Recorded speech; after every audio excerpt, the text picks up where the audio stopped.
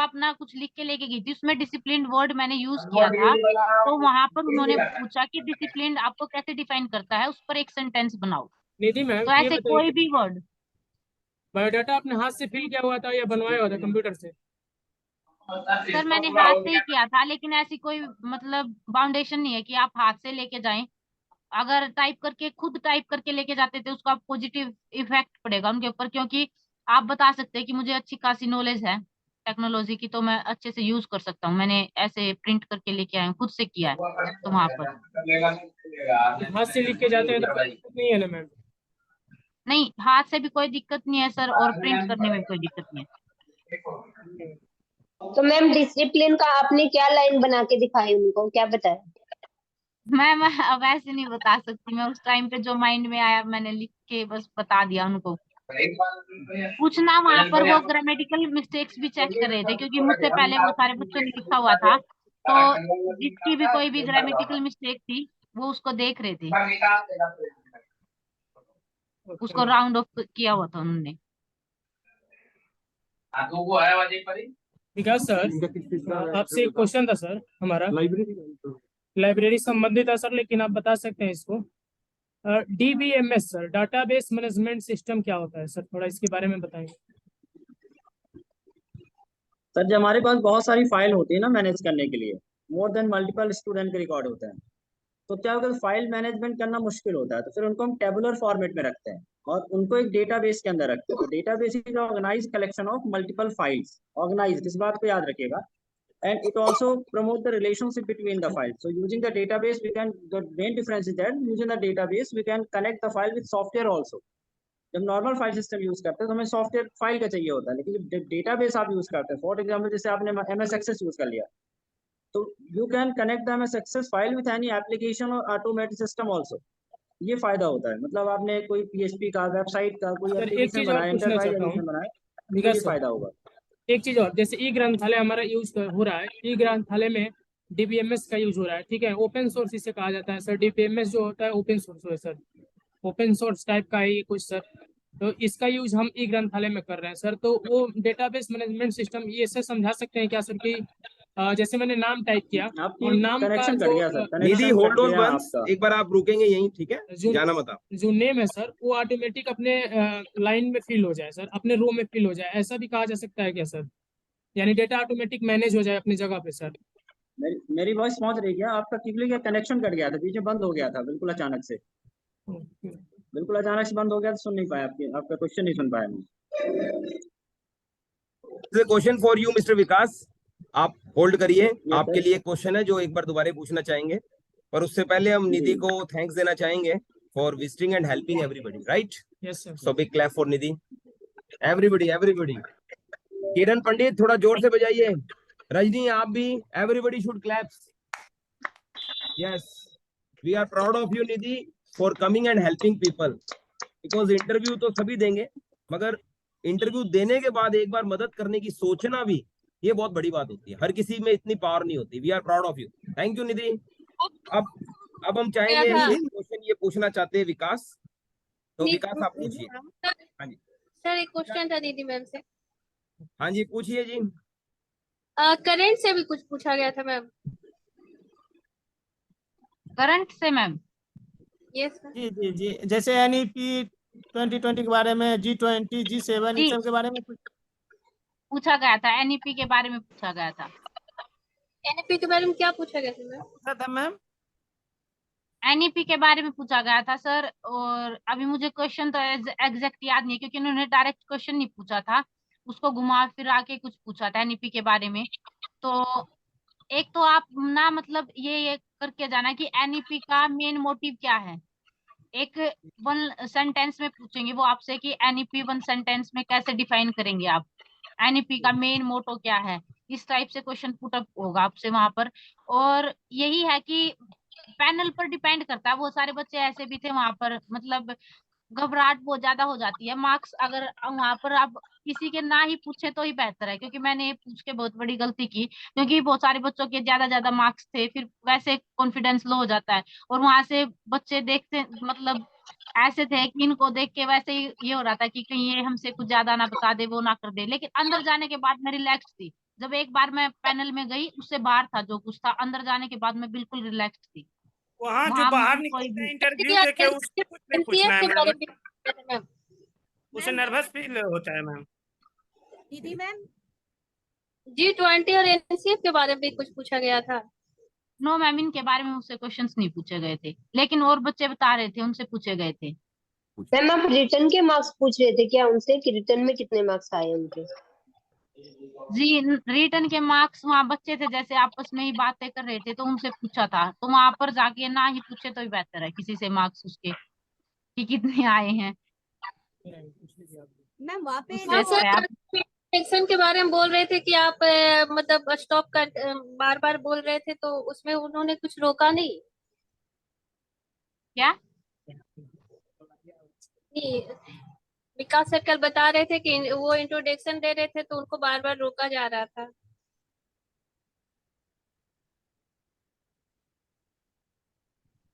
Ma'am आपसे जैसे question पूछ रहे हैं, आप एक्सप्लेन कर रहे हैं, तो आपको सर बीच में रोक रोका लिया गया है रोक रहे मैम। थे या नहीं रोक रहे थे? देखिए एक बात और सुनिएगा। आप अपने इंट्रोडक्शन को तैयार करिए, लेकिन इंट्रोडक्शन के अलावा आप एक बात जरूर तैयार करके जाइएगा। वो पूछेंगे सारा इंटरव्यू होने के बाद कि अपने बारे में एक लाइन में आप बताइए। तो आप एक लाइन अपने बारे में जरूर पढ़ के जाइए या लिख करके जाइए कि आप अपने बारे में एक लाइन में क्या कह सकते हैं उनको। तो जस्ट अ सिंगल लाइन, सीधे कहेंगे एक लाइन में बताइए, बस एक से ज्यादा लाइन मुझे नहीं सुननी। तो अगर आप तो एक एक क्या लाइन अपने बोलेंगे बारे सर? में बता सके तो अच्छी बात है ना। Single sir line. अगर इंट्रोडक्शन देते हुए वो रोक दे कि अब दूसरा क्वेश्चन पूछ दे बीच में, तो फिर से तो हमें स्टार्ट करनी होगी या छोड़ देना है? क्या क्या क्या बोले? विकास सर, जी जी, मेरी आवाज नहीं आ रही क्या? मेरी वॉइस आ रही आ है? रही है सर। जी पूछिए। दीदी मैम सर बोल रहे इंट्रोडक्शन देते वक्त अगर वो बीच में रोक देते तो दोबारा स्टार्ट करनी है कि नहीं? देखिए आपको वो मौका तलाशना होगा कि आप अपना बचा हुआ पार्ट कहाँ पे पुट करेंगे, है ना। और ये आपको मनोज सर बहुत अच्छे से बताएंगे, बहुत ही अच्छे से, कि आपको जब भी मौका मिले, जहां भी मौका मिले, आपको चीजें बोल देनी है। अब ये नहीं कि आप उनको बीच में ही उसी टाइम पे बोलें, क्योंकि आपको डेफिनेटली किसी न किसी दूसरे क्वेश्चन पे मौका मिलेगा। जैसे मेरा इंट्रोडक्शन हुआ और मेरे इंट्रोडक्शन के बीच में उन्होंने मुझे बीच क्वालिफिकेशन से चीजें पूछ ली, मैं हॉबीज तक नहीं पहुंच पाया था। फिर लेकिन जब वो उनका क्वेश्चन खत्म हुआ, उसके बाद मुझसे एक क्वेश्चन और पूछा, फिर मैंने वहां जाके अपनी हॉबीज को कंप्लीट किया। फिर उसके बाद मेरे स्ट्रेंथ रह गया था, तो मैं अगले क्वेश्चन का वेट किया। और उसके बाद मैंने बीच में फिर एक बार बोला भी था उनसे कि sir I have few words more about my self, तो तो कैन यू उससे कोई let me negative effect complete नहीं दिस। तो उन्होंने कहा पड़ेगा डेफिनेटली। जब सर सर आपने एक लाइन में कैसे बताया उनको अपने बारे में? आप कह रहे थे कि एक मतलब कैसे अब एक वो बार सर बताएंगे कैसे सबका अपना explain सर मैंने अपने बारे में बताया। जैसे मेरे मुझे बारे में पूछे, भाई यार एक लाइन अपने बारे में बताइए, तो मैंने सिर्फ इतना कहा सर एक शब्द में कि सर मैं बहुत ही सामान्य व्यक्तित्व का व्यक्ति हूँ और मैं बहुत ऑप्टिमिस्टिक हूँ और मुझे पूरा विश्वास होता है अपनी मेहनत पर। मुझे ऐसा लगता है कि जब हम कोई काम शिद्दत के साथ करते हैं तो कहीं ना कहीं गॉड हमारी हेल्प करता है। बस ये लाइन मैंने लिख दी, मतलब इतना ही बोला मैंने। तो सर अगर और बीच वहाँ पे में बहुत सारी चीजें ऐसी। हाँ इंट्रोडक्शन देते तो उसका कोई गलत इम्पैक्ट नहीं पड़ेगा? देखिए वो डिपेंड करता है आपके बिहेवियर पर। आपका बिहेवियर ऐसा नहीं होना चाहिए कि उनको कहीं भी लगे कि उनकी बात कट रही है। अगर आपका बिहेवियर ऐसा है कि आप रिक्वेस्टिंग मूड में हैं और आपको लगता है कि आप ईगर हैं बताने के लिए, तो डेफिनेटली आपको मौका देंगे। सर मैं जब बोर्ड पर गया ना टीचिंग करने, तो मुझे लगभग 3 साढ़े 3 मिनट टीचिंग के बाद उनने बोला ठीक है सर आ जाइए, हो गया। तो मैंने शायद सुना नहीं, या मैंने एक बार उनसे पूछा sir let me complete this topic, वो 2 मोर लाइन है मुझे एक्सप्लेन करना है। तो उन्होंने कहा श्योर बिल्कुल डेफिनेटली कर लीजिए, सर आपकी इच्छा तो कर लीजिए। तो मैंने कंप्लीट किया। उसके बाद क्या हुआ कि मुझे कंप्यूटर पे दिया, बोले अब ये काम आप कंप्यूटर पे प्रोग्राम लिख के दिखा सकते हैं क्या? तो मैंने कहा डेफिनेटली सर दिखाऊंगा। अब क्या हुआ, जब मैं कंप्यूटर प्रोग्राम बनाने गया तो उनका कंप्यूटर में आधा प्रोग्राम बनाया और हैंग हो गया, मतलब रुक गया। तो थोड़ी देर हमने वेट किया, उन्होंने को भी लगा कि हाँ सिस्टम वर्क नहीं कर रहा। तो उन्होंने कहा कि ठीक है sir skip that program and come back to this side, क्योंकि प्रोग्राम कहीं और रखा था, सिस्टम मेरा सिटिंग कहीं और था। तो मैंने फिर उनसे कहा sir please wait for some time, मैं चाहता हूँ कि प्रोग्राम रन हो क्योंकि मुझे उसके एरर को कंप्लीट करना है। तो फिर 1 मिनट रुके वो। तो फिर उसके बाद बोले सर नहीं हो रहा था। तो फिर उन्होंने कहा ठीक है सर मैं समझ गया, हो जाएगा आप आ जाइए। फिर जैसे मैं वहां गया उसके 1 मिनट बाद सिस्टम चालू हो गया। तो मैंने उनसे रिक्वेस्ट की कि sir can I go there and complete my work.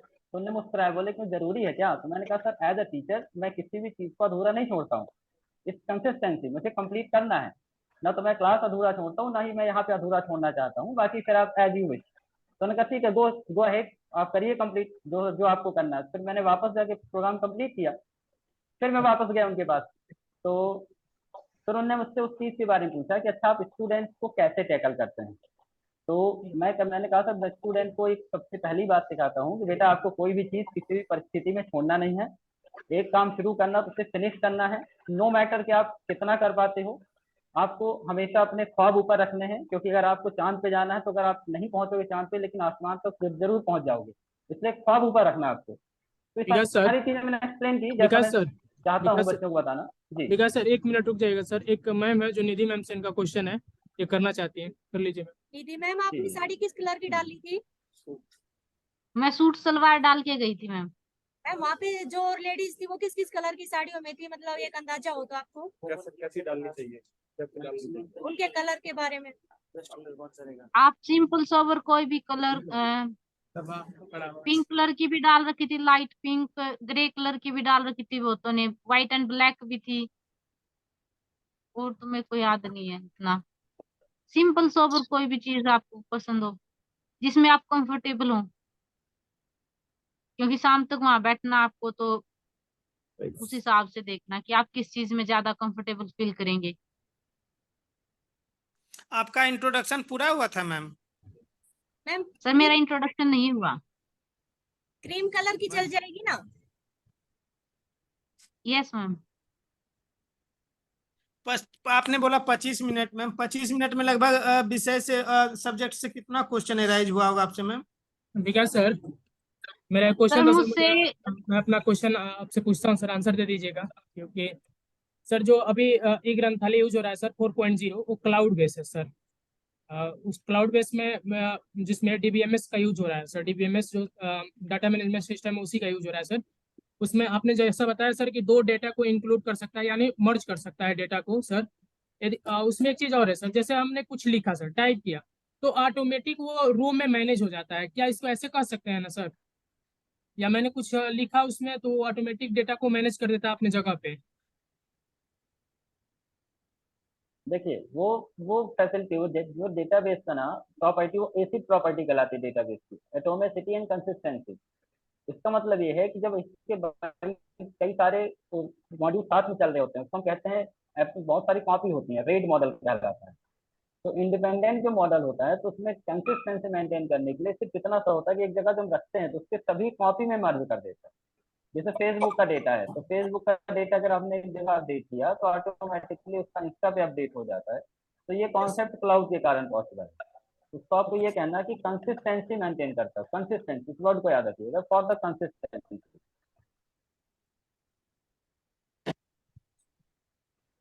Next question anybody computer can ask. Sir computer का सर्टिफिकेट लगाना होगा क्या लाइब्रेरी साइंस में से, लाइब्रेरी? यस यस, लगाइएगा तो बेटर रहेगा आपके लिए, यदि आपका नॉलेज कंसिस्टेंसी है। वर्ड को याद रखिएगा, आपकी वहां पर इसको कंसिस्टेंसी बोलना है। तो सर उससे क्वेश्चन भी पूछा जाएगा? यस मैम, क्वेश्चन भी पूछा जाएगा उससे। क्या पूछा?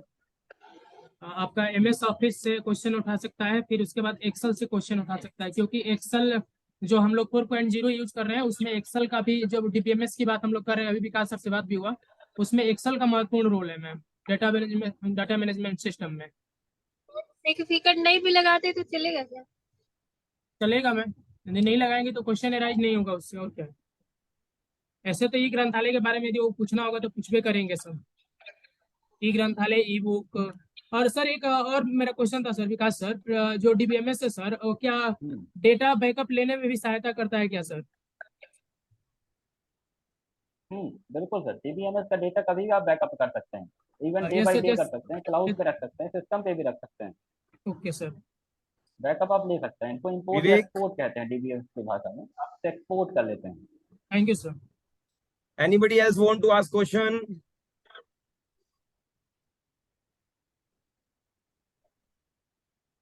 यस, मोर ये कहना क्वेश्चंस? चाहूंगा कि अगर इसमें से अगर कोई एक्सपीरियंस वाले लोग हैं, अगर एक्सपीरियंस लगाते हैं तो ये याद रखिएगा कि आपको सिचुएशन क्वेश्चन ज्यादा पूछेंगे। अगर आप एक्सपीरियंस नहीं लगाते हैं तो आपके सब्जेक्टिव ज्यादा होंगे। ये दोनों चीजें वहाँ हैं, तो उस हिसाब से आप उस पर फोकस करके जाइएगा। अगर किसी का भी एक्सपीरियंस है ना तो एक्सपीरियंस बेस्ड ज्यादा पूछेंगे फिर। ग्रेजुएशन का ऑनर्स पेपर से भी क्वेश्चन पूछा जाएगा। अगर आपका एक्सपीरियंस कम है तो आपके ग्रेजुएशन से ही क्वेश्चन पुट अप होंगे, अधिकतर लोगों के साथ ऐसा हुआ है। और अगर आपने कहीं पढ़ाया तो फिर बिल्कुल, या जो भी आपका वर्क हुआ है तो फिर आपसे कंसेप्चुअल क्वेश्चन या फिर hypothetical question, situation based question ज्यादा पूछते हैं फिर। ग्रेजुएशन का ऑनर्स पेपर से भी क्वेश्चन पूछा जाएगा। ये तो उनके मूड पर डिपेंड है मैम। अगर आपको लगता है कि उनको लगता है कि अगर आप उनसे बेहतर कर पाएंगे, हालांकि आपको पूरा सपोर्ट देते हैं, वो पूछते हैं कि आपको क्या आ रहा है। जैसे कि अभी निधि मैम ने कहा कि सब कुछ वो आपके हिसाब से आपको जज कर लेते हैं, उसी जाकर क्वेश्चन उठाते हैं जहाँ से आपको कंफर्टेबल है। आदित्य सर ये बताइए, विश्व की वहीं से भी सबसे ले सकते हैं। विश्व में सबसे ग्रेजुएशन पहले के क्वेश्चन कैटलॉगिंग इंक्लूड रहते जो हैं। कैटलॉगिंग था वो कहाँ किया गया था सर? किस जगह में किया गया था और कब किया गया था, किस सन में सर?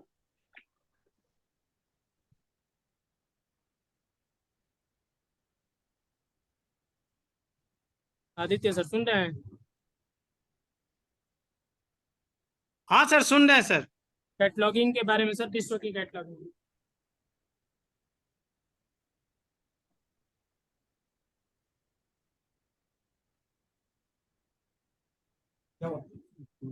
नेक्स्ट क्वेश्चन पूछा है किससे? आदित्य, हाँ sir, you want to reply और नॉट? हमको अभी क्वेश्चन करना था निधि मैम से। हाँ पूछिए, जल्दी पूछिए बेटा, 5 मिनट्स लेफ्ट, मैम इसलिए हम बोल रहा हूँ। पूछ रहे थे कि 25 मिनट में मैम मतलब कितने क्वेश्चन सब्जेक्ट से हुए थे मैम? सर सब्जेक्ट से मुझसे क्वेश्चंस तो उन्होंने मतलब स्टार्ट कर दिया सर ने, फिर मैंने नेक्स्ट उस क्वेश्चन का आंसर दिया, और एक क्वेश्चन मुझे आता भी नहीं था सब्जेक्ट का, मतलब एक ही क्वेश्चन ऐसा हुआ था जो मुझे नहीं आता था सब्जेक्ट का, तो फिर मैं जो उसका आंसर दिया उसी में मैंने कोई एग्जांपल पुट कर दिया जैसे उनको एक्सप्लेन करते टाइम, तो उन्होंने उसमें से टोटल मैम पूछ लिया। टोटल 60। एस्टिमेटेड उन्होंने मुझसे 10 to 12 क्वेश्चंस पुट किए होंगे सब्जेक्ट के। Next question. सर मेरा क्वेश्चन सिचुएशन बेस्ड क्वेश्चन है सर। आप मेरे कहने पर आ जाए ना, निधि से क्वेश्चन पुट अप करो, क्योंकि she has given an interview, तो interview related question put up कर लो। रोज आप लोग आ जाया करो, डिस्कस कर लिया करो, फिजिकल एजुकेशन के बहुत स्टूडेंट्स हैं यहाँ, कल भी आ जाना आप। बट आई वांट कि take the benefit of the person who has come here to help you out. Ma'am हाँ मैम पूछो। अगर हमसे क्वेश्चन पूछा जाए मैम कि मतलब आपको मतलब लाइब्रेरी के लिए क्या क्या चुनौतियां फेस करना पड़ जाए तो हम उसके लिए क्या बोलेंगे मैम? मतलब चुनौती के बारे में हमसे अगर पूछा जाए मैम तो। अगर सर आपसे चुनौती के बारे में पूछा जाता है तो उसको बुकिश बिल्कुल ना बनाएं, उसको अपनी लैंग्वेज में बताने की कोशिश करें कि आपको रियलिटी में क्या क्या फेस करना पड़ सकता है। आपने पढ़ा तो बहुत कुछ होगा, लेकिन उसको अपनी लैंग्वेज में बताएं, और एक दो एग्जाम्पल भी दें उस चीज का कि बाई चांस ऐसी सिचुएशन होती है तो सर मैं साथ के साथ ये बताई कि मैं उसको ऐसे हैंडल करने की कोशिश करूंगा। तो वहां पर आप एक दो बता के उसको एक दो को एक्सप्लेन करेंगे तो वो उससे आपसे पूछेंगे, या उनको ज्यादा पूछनी होंगी तो आपसे बोलेंगे कि नहीं एक दो पॉइंट बताएं। अगर उनको ये आपके क्वेश्चन से सेटिस्फाई हो गए तो वो आपको बोलेंगे कि सर हो गया, अब नेक्स्ट क्वेश्चन का आंसर दे, तो वो आपसे नेक्स्ट क्वेश्चन ही पुट कर देंगे वहां पर। आईसीटी के बारे में भी आपसे मैम पूछा गया था क्या? नहीं सर, आईसीटी के बारे में नहीं पूछा गया मुझसे। Next question. हाँ पूछो पूछो। आपसे विकास सर आईसीटी। बोलें सर बोलें। मुझसे बहुत ही कम क्वेश्चन हुए हैं, मेरे सारे क्वेश्चन हाइपोथेटिकल और सिचुएशन बेस्ड हो गए थे, क्योंकि मैंने जब बताया कि मेरा एक्सपीरियंस है तो फिर उन मेरे क्लास के बारे में पूछा। उनने पूछा आपकी बेहतरीन क्लास कौन सी थी, सबसे बेहतर क्लास कौन सी थी, आपने क्या टॉपिक पढ़ाया था उसमें, आप वही क्लास वापस उसी मोड में पढ़ाइए जिस मोड में आप बच्चों को पढ़ाते हैं। तो मैंने उनको जेंट्स के लिए ड्रेस कोड क्या बढ़िया रहता है? उनको मैंने ट्रीट किया। क्या पूछा सर? सर जेंट्स के लिए ड्रेस सर कोड आपने जैसे व्हाइट एक्सपीरियंस शर्ट लेटर वगैरह, भी लगाया है शर्ट का सर? कलर वगैरह। सर बिल्कुल, आप तो हल्के कलर का शर्ट पहनिए सर, व्हाइट हो या सफेद कलर का शर्ट नहीं चलेगा सर? व्हाइट टाई वगैरह भी लगे या बढ़िया रहेगा टाई लगे तो? टाई लगाएंगे तो आप पसीना पसीना हो जाएंगे सर, आपका मैम हवा आप पास जब नहीं होगी इंटरव्यू आपके देने शरीर गए में, थे बहुत वहाँ ज्यादा दिक्कत हो मतलब जाएगी, बॉयज सब कैसे बहुत शर्ट गर्मी है। पहने हुए थे मैम? विकास सर, आपने एक्सपीरियंस लेटर लगाया था क्या? एक्सपीरियंस सर्टिफिकेट लगाया था, हालांकि उसमें जो सर्टिफिकेट का कॉलम था उसमें मैं भरा नहीं था जो बायोडाटा में था, क्योंकि उसमें सीपीसी वगैरह पूछा था। लेकिन मैंने अलग से एक्सपीरियंस लगाया था, उनको बताया मैंने कि जो मेरा सर्टिफिकेट है 10 सालों के मैंने लगा दिए थे, जो भी आज 10 विकास साल का सर, था, तो रिजल्ट हुए थे वो। हम्म हम पूछ रहे थे विकास सर क्या कि मतलब ज्यादातर लड़के कैसे शर्ट का यूज, कौन सा शर्ट का यूज कर रहा था कलर का सर? ज्यादातर सर वाइट और स्काई ब्लू, इसी कलर का। और पैंट तो सबके यूजुअल है, जो डार्क कलर के थे या ब्लैक था, या किसी का थोड़ा सा ब्लू था, किसी का उसी से मिलते जुलते थे। बट कलर कोड सब बच्चों का लगभग लोगों का यही था, और वही कलर अच्छा लग रहा था। बिल्कुल सिंपल सोबर करके जाइए, टाई वगैरह ऐसा अब भाई कोट ठीक और टाई रहेगा ना पहनेंगे सर? गर्मी में मिल जाएगी। विकास सर सर मेरा एक क्वेश्चन है शूज सर, लेस अगर वाले जो बढ़िया सर आते हैं, बिना लेस वाले शूज बढ़िया आते हैं तो फॉर्मल में? सर मैं तो बिना लेस का ही पहनता हूँ, बाकी अपनी अपनी चॉइस। फॉर्मल शूज पहन के गया था मैं, है ना, लेदर का, लेकिन मैं लेस वाला नहीं पहनता हूँ, मेरी आदत नहीं है, तो उससे कोई फर्क नहीं पड़ता, कोई नहीं देख रहा आपका शूज क्या है। बस फॉर्मल विकास पहन सर के जैसे जाइएगा, कोशिश करिए।